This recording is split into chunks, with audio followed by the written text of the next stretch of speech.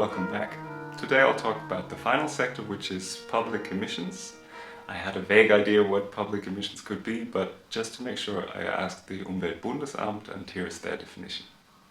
Public emissions comprise all emissions caused by the state, in administration, in the organization of welfare, infrastructure or education, but also public water and waste management. And a per capita share of these emissions is then allocated to each member of the state, each citizen. Just as without private reduction plans, public emissions can and should obviously be reduced in all the different sectors, like switching to green energy in administration in schools, installing solar panels on public buildings, through energy-efficient renovations, green investments, or plant-based catering in staff canteens. As of today, public emissions alone account for 0.86 tons of CO2-related emissions per capita per year. That's close to 100% of the emissions total that every citizen would be allowed in the climate-neutral society that Europe wants to become by 2050. While it would be wrong to just point the finger at the state now, because public emissions only make up 8% of our average personal emissions total, I cannot stress enough how important it is, and will be, to maintain public political pressure on this topic. History shows very clearly that environmental policy is not at the heart of governmental actions.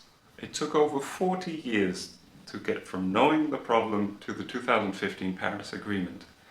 And even an obligatory contract like that is only pursued half-heartedly, as if it were totally okay to not reach the goals described therein, even though we all know, or at least sense by now, that reaching these goals is more or less a matter of life or death for humanity.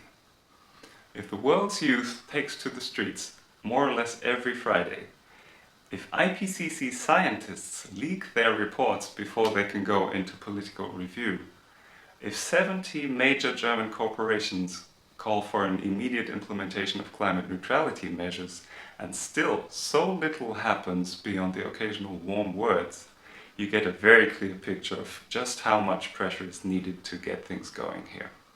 So join the various for future movements on the streets, write to your local MPs, make yourself heard, and start your own climate neutrality challenge now. To end on a positive note, I'll upload one more video before year's end with a string of best practice examples and inspiring ideas that are already being tested around the world. A lot of great things are already happening, and it's healthy to remember that and really connect the dots. That's it for today. Thank you very much for watching, and as always, feel free to like, comment and share this video.